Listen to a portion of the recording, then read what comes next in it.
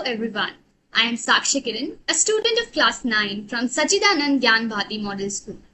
Today, 5th June, we are all celebrating World Environment Day, a global event dedicated to raising awareness about protecting our planet. World Environment Day was started by the United Nations in 1972 and is celebrated every year with a different theme. The theme for 2025 is Ecosystem Restoration. Revive, Reimagine, Restore. It reminds us to care for nature and take action to repair the damage caused to our environment.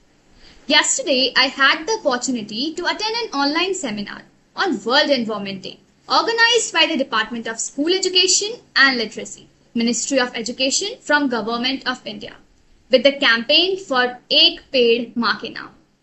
The session was very informative and inspiring. It made me more aware of the urgent need to protect our environment and the small but meaningful actions we can all take.